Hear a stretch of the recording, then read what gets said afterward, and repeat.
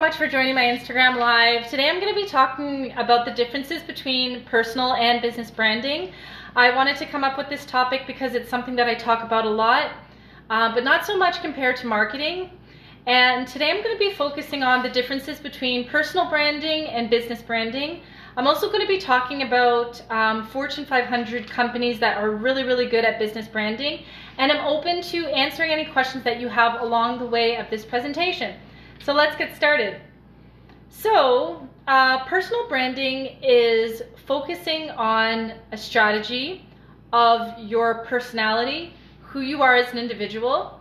It's a series of things that you do online and offline in your community where you're actually building influence, creating a name for yourself, and doing it in a way that's warm, friendly, entertaining, educational, and of course, in a way that shows people that your best interest is your target audience and your potential customers. So one of the things that you want to do when you're building your personal brand is looking for certain things to differentiate yourself and make yourself stand out from the competition. That could be if you're into Star Wars, maybe you add Star Wars into your personal branding. If you have a big thing for collecting stickers or socks, or maybe you have a collection of Cabbage Patch Kids or something like that, that could be a great opportunity for you to add to your business brand so that you stand out from all of the other people that do exactly what you do. If you're, let's say that you are an employee, or maybe you're self-employed, or you are an employee with a side business, one of the best ways to advance your career and stand out from the other candidates that are a little too nervous and shy to show personality on the internet is to start building your personal brand. Hello, thanks for joining. How's it going? I haven't seen you in a while. And so when you're working on your personal brand, again, you want to think about, what am I going to showcase? Am I going to showcase a hobby, a talent, a skill outside of what I do at work or outside of my business? And how am I going to show up authentically as myself to do that? Of course, you want to think about your audience. So if your target audience are Gen Z, and maybe you're a baby boomer or a millennial, you kind of want to show a part of who you are that's going to connect with those people. And as individuals, we all have different personality types, different interests and things like that. So maybe you're into TikTok and your potential customers are target Generation Z. Then you kind of want to start talking about your stories on TikTok or sharing TikTok videos on different platforms, so on and so forth, so that you can connect with those people. If your audience is baby boomers, well, baby boomers are about to retire if they haven't already. Their focus is on, either moving their children out so they can have an empty house, empty nest, and or going to the cottage, or living half the year in the UK or Canada and the US, or living back home in, I don't know, Asia, Africa, Caribbean, or wherever they're from. So you always want to think about your target audience and make sure that whatever you're going to add in your personal brand, that age group is going to understand what you're talking about. Or they're going to be like, I don't really connect with this person. I'm going to buy from the person down the street because they get me.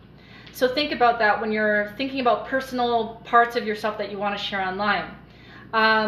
Self-aware. So I know we usually hear this a lot from some of the top influencers in marketing, but being self-aware, it's a journey. Some people don't become self-aware of who they are until their 50s or 60s, but now that you're an entrepreneur, or maybe you're a career man or woman, some of the best ways to start working on your personal brand is really doing inner work within. That could be speaking to a coach, a mentor, a therapist, a counselor, a life coach, a mentor, or someone in your family that's established and successful that can help you find out who you are. And I know in personal branding, usually when you Google this stuff, it doesn't really say too much about the self-awareness part, but it really helps because we've seen last year and this year a lot of people showing up. We thought that they were a certain way, and then more information comes out about them and they're completely opposite than what they were showing us on their YouTube channel or their TikTok or their reality show or their TV show. You know what I'm saying? So just make sure that while you're building your personal brand, if you lack something in your personal life, try to work on that behind the scenes. That way you'll start shining bright like a diamond, like in the words of Rihanna. Networking. A big part of personal branding, whether you have a business or you're an employee, is constantly networking, not just on social media, but networking in your community.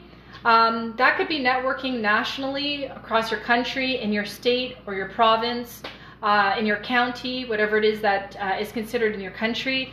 But you constantly want to have people reaching out to you and saying, I know you sell this product or service. I know someone that's looking for this product and service, and you're the first person that I thought about. So I'm going to refer them to you. Is that cool? Can I do an introductory email?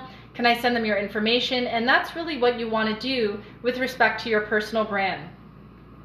Talents and skills. So a part of your personal brand, as I mentioned previous, is adding your skills, showing your talent.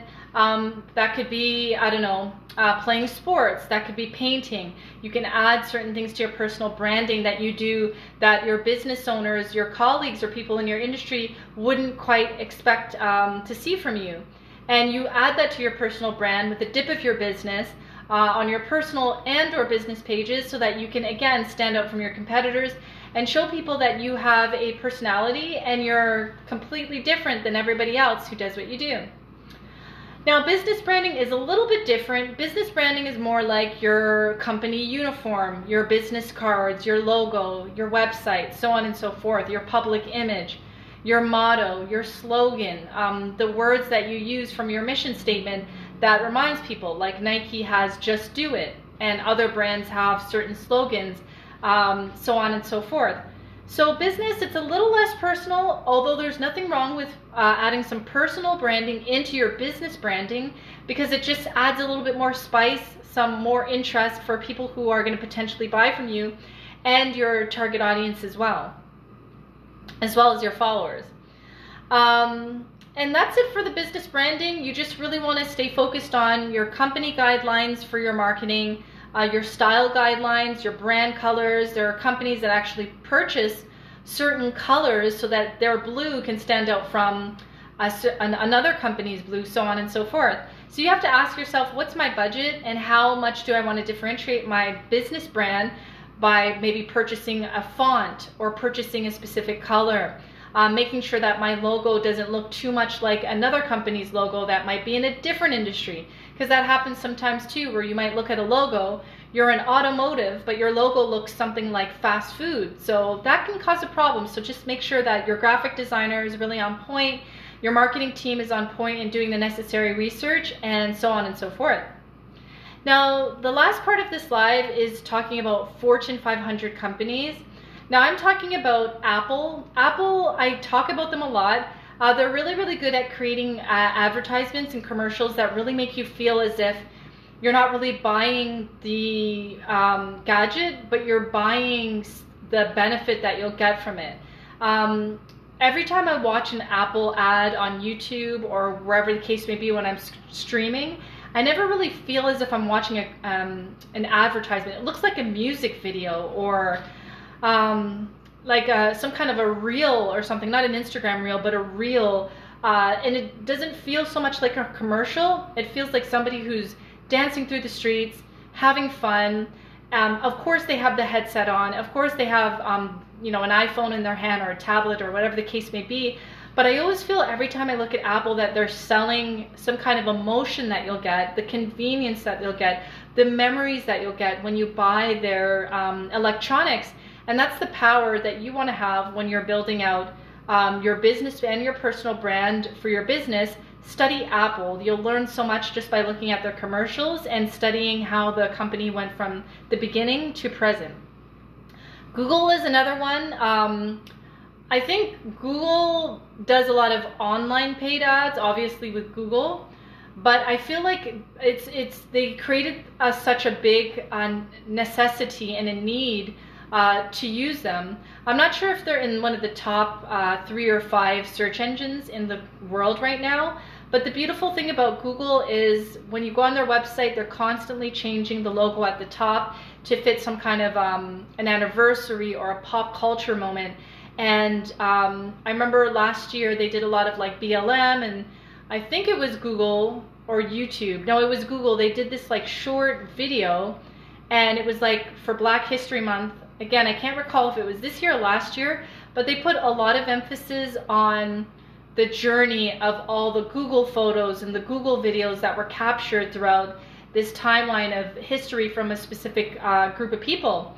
And I think a lot of people in that group of people were actually impressed by that little video reel that Google put together to honor them. So, and again, Google, I do see ads every once in a while on the internet, but it's not in your face, and so on and so forth. And we use their product, which is the search engine. So make sure that you have a product that is of necessary value that a lot of people need, because that in itself is branding and marketing. And you may not have to spend too much in ads because you're the first person in your town, your city, on your neighborhood, in your industry that is doing something that becomes a necessity. So that in itself is awesome personal or business branding.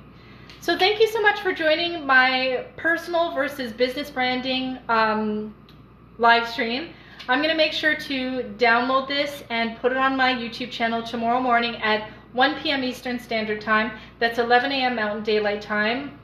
I know I haven't been sharing a lot of the Instagram lives on my IGTV. I've been having these morning thoughts that come up. But if you're new to my page, click the follow button. If you have any questions about personal or business branding or anything that I shared, leave a comment below or click link in bio and join me on any of my social media platforms that I am also on. That includes LinkedIn, Twitter, Business Facebook, YouTube, TikTok, Instagram, so on and so forth.